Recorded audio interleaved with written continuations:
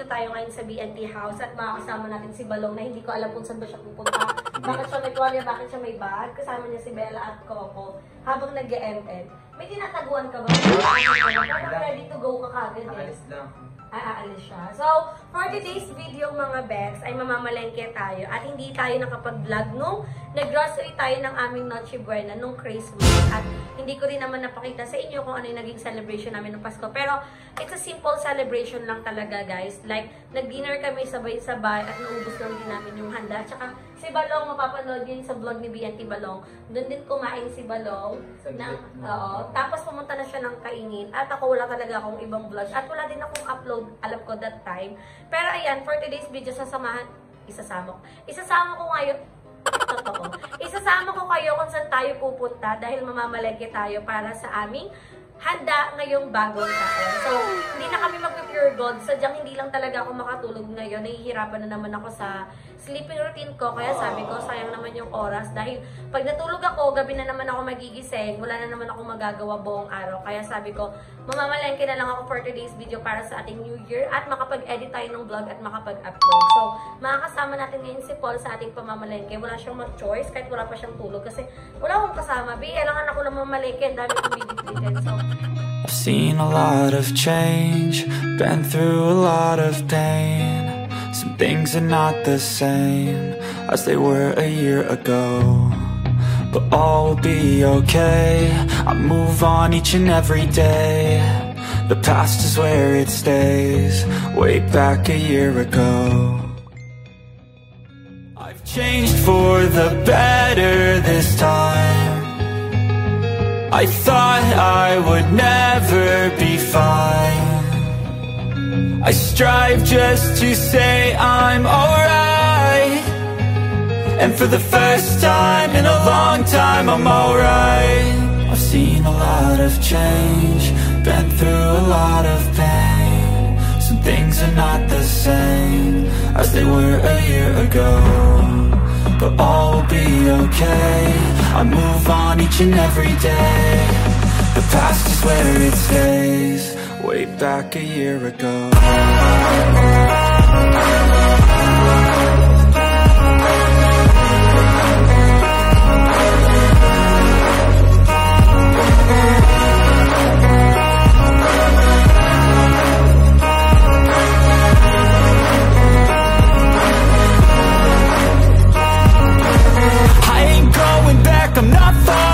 I'll push all my chips and call all in. I'll bet on myself, you keep stalling. So ayan mga Bex, nakauwi na tayo dito at tapos na tayo mamalengke para sa ating bagong taon.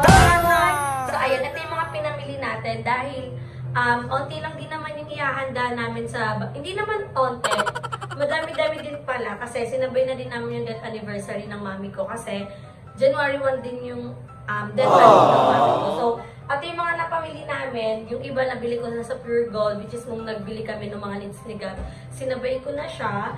Then, yung, nagbulungan kami ngayon ni Paul kasi na pag-isipan ko na gusto kong maghanda ng Cajun seafood sa New Year at ako yung magluluto kasi yun yung forte ko. At matagal na ako nagkikrave nun. Plano namin bumili kumain sa may orange bucket pero sobrang mahal, hindi naman sa di-afford, pero kung magiging practical ka, mas madami ka kasing makakain, once na ikaw yung magluluto. Pero syempre, iba pa rin talaga pag sa may orange bucket. So, for today's video, ito yung mga pinamili natin. Ayan, meron tayo dito, yan, mga ingredients ng spaghetti. So, pinapalamig ko na dun yung, pinapatunaw ko na dun yung giniling kasi hahatiin ko yun dahil gagawa tayo ng Shanghai, tapos yung iba naman is isasahog natin sa spaghetti. So, ayan, meron tayo dito ng spaghetti na kasya lang talaga sa amin. 1 kilo lang.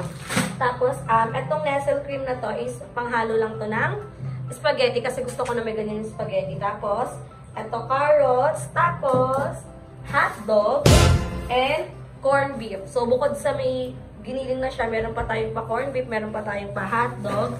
And gusto may nag-haul tayo kasi hindi kami makapag-vlog kanina sa bulungan kasi sobrang daming tao. Tapos nagsisiksikan talaga. At nakita ko sa bulungan, hindi pala siya pwedeng bumili ka lang ng 1 kilo, half kilo kasi bultuhan pala talaga doon. So, mapapagastos ka doon pag doon ka pumunta. At meron tayo dito mga frozen foods na foods, no? Meron tayo ditong chicken. Leg and wing pork lang to kasi gagawa lang tayo ng fried chicken on New Year's Eve. Tapos meron tayo ditong gulaman kasi gagawa tayo ng gulaman. At meron tayong pa-fruit salad! So, sobrang liit lang ng fruit salad kasi ako lang din naman yung kakain dahil hindi naman mahilig sila mama ng fruit salad. Ang dawat ko. Hindi, kaysa naman madami. May bisita na, hindi ko alam kung may bisita kami. Hindi ko alam kasi first time lang ulit namin New Year ng sama-sama. So, hindi ko naman kaya magbonggang handa. For family lang talaga at para lang dito sa death anniversary ng mama ko. So, hindi tayo naghanda ng bongga. So, meron tayo ditong mamasitas. This is for, para to sa Shanghai. Charot, sa Shanghai. Hindi, sa ano pala to, barbecue. Meron tayong itlog dito, pati magic sarap, which is gagamitin natin to sa Shanghai. Meron tayong steak kasi magkakaroon tayo ng barbecue. So, bumili din kami ng karne. At ito naman yung ating lumpiang wrapper. So, bumili ako ng 50 pieces. Hindi tayo magtitipid sa Shanghai dahil in case na may bisita tayo, ito yung unang nauubos yung Shanghai. So, hindi man maubos to, hindi man lulutuin lahat. At least, meron pa kaming ibang ulam. So, saan to? Kasali to siya. Kasali to siya. At, ayan, bumili tayo dito ng kalahating kilong karne for our barbecue. At, ayan, meron tayo dito mga condiments. Ayan, tama. Meron tayong sili. Saan ko ba gagamitin yung sili? Ba't ako bumili ng sili? Saka yung seafood kasi gusto ko ng spicy food. Etong kalamansi pang babad sa barbecue, no? Sa barbecue, pang babad sa barbecue. At, hindi ko alam kung kasya na itong sibuyas bawang natin. Pero, feel ko, bumili pa dapat ako ng isang gantong bawang kasi gusto ko ng maraming, parang magiging buttered ka yung seafood ko. Dapat marami pala akong biniling, bawang. Tapos meron din tayong sibuyas. So, sa palengke ako bumili kasi mahal siya pag tingi-tingi yung bibili mo. Kaya nagbultuhan tayo. Tapos, ayan, meron tayo ditong pamais kasi kasama to sa seafood. Ito yung isa sa mga ingredients natin. So, naghanap din ako ng maliliit na potato kaso hindi siya available. Malalaki lang siya. At tinatamad na tayo maghiwabe. Hindi na natin ihiwain. At meron tayong pamintang crack para sa lahat. Hindi ko alam kung kasya to, pero para sa lahat. Sa Shanghai, sa spaghetti, sa barbecue, sa Cajun seafood, sa lahat na to. Ayan. Tapos meron tayo ditong tomato paste. Nagamitin natin ito sa Cajun seafood. Hindi ko Cajun ako ng Cajun seafood ko. Alam mo tama yung pronunciation. Meron tayo Cajun. Lagot ko kay Balon. Cajun daw. Meron din tayo dito 1 kilong harina at cornstarch. Dahil titimplahan na lang ni Mama ang ating harina para sa ating fried chicken. So, ayan. At, dadako na tayo dito sa... Yan. Meron tayo ditong asin. For only 10 pesos lang tong ating asin. Nai-stress ako sa bilhin. Napakamahal na. At meron tayo dito 1 kilong hipon. Ayan. So, kailangan na natin itong i-wash para hindi na magtulo-tulo. Ayan. At meron din tayo ditong tahong. Hindi ko na mapapakita pero ito yung tahong, guys. At, ayan. Meron tayo ditong crabs na maliliit. So, sipon, crab, pati talong. Talong yung magiging sangkap. Dapat bibili kami ng, ng calamares. Ano yung sa calamares? Anong tawag dito sa calamares? Puset. Kaso bawal sila ng tingi-tingi. Binaistas ako nung gagawin ko sa 1 kilong puset na napakadami, diba? So, ang dami na nating handa. So, ang magiging handa natin on Christmas rice, barbecue, fried chicken, Shanghai, fruit salad, seafood, spaghetti, cake kasi bibili ako ng cake, at on New Year, mga 31 na ako bibili ng bibili na ba ako?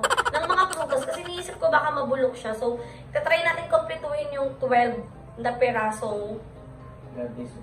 Hindi, 12 pieces na bilog na na prutas. So, kailangan natin makumpleto yon. May mga kanya-kanya naman tayong pamahiin. Tapos, prosperity ball, ang arte. Gagawa din tayo nun. So, tignan natin kung ma-achieve natin yung mga ka-ekikan natin ngayong New Year na ngayon lang din naman namin magagawa. So, ngayon, ang gagawin ko is ayusin ko muna itong mga to at magbabalot tayo ng ating Shanghai. Pero, as of now, lilinisin ko muna siya, hugasan ko muna yung dapat hugasan para hindi mamaho yung karne at para maging maayos talaga lahat. So, i-update ko na lang kayo mga Bex pag tapos na ako maghugas, ayos ng mga pagkain at paggagawa na tayo ng Shanghai.